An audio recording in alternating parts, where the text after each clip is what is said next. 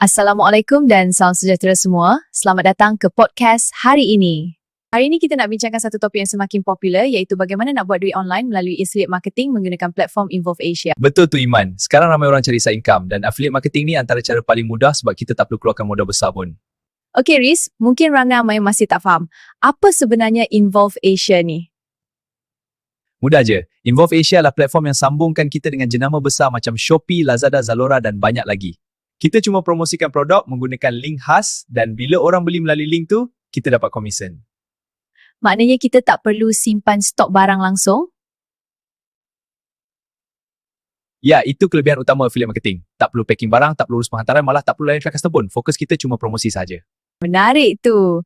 Jadi kalau pendengar kita nak mula, apa langkah pertama? Langkah pertama sangat mudah. Daftar akaun sebagai publisher di laman web Involve Asia ataupun anda boleh klik pautan di ruangan description atau komen. Lepas daftar, sahkan email dan lengkapkan profil seperti jenis platform promosi contohnya TikTok, Facebook atau website. Lepas tu terus boleh buat duit ke? Belum lagi. Selepas profil siap, kita kena apply program affiliate untuk jemaah yang kita nak promosikan. Biasanya ambil masa 1 hingga 3 hari untuk lulus. Okey, faham. Bila dah lulus? Belum lagi. Selepas profil siap, kita kena apply program affiliate untuk jemaah yang kita nak promosikan. Biasanya ambil masa 1 hingga 3 hari untuk lulus. Okey, faham. Bila dah lulus? Bila dah approve, kita boleh generate affiliate link. Contoh kita buka produk Shopee yang viral, copy link produk kepada affiliate link dalam dashboard Involve Asia. Dan link tu kita letak dekat media sosial? Betul. Boleh letak di TikTok bio, Facebook post, Telegram atau blog. Bila orang klik dan beli, sistem akan rekod jualan secara automatik. Ramai orang ingat kena ada follower ramai baru boleh berjaya. Sebenarnya tak. Sekarang konten pendek macam TikTok lebih penting daripada jumlah follower. Akaun kecil pun boleh dapat sales kalau video konsisten dan produk betul. Strategi paling sesuai untuk beginner. Buat video review produk trending. Contohnya barang Shopee bawah 20 atau produk viral ready. Konten macam ni memang mudah tarik pembeli. Macam pula dengan bayaran komisen. Bila komisen capai minimum payout, biasanya sekitar RM80, kita boleh withdraw melalui bank transfer atau PayPal. Nampaknya memang sesuai untuk sesiapa yang nak mula jana pendapatan online tanpa risiko besar.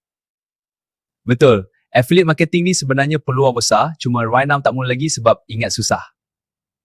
Baiklah kepada pendengar yang nak cuba, mungkin ini masa terbaik untuk bermula. Daftar dulu, belajar sikit demi sikit dan konsisten hasilkan konten. Setuju. Yang penting mula dulu. Jangan tunggu sempurna baru nak bergerak.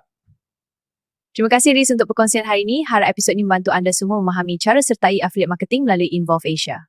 Jumpa lagi dalam episod seterusnya.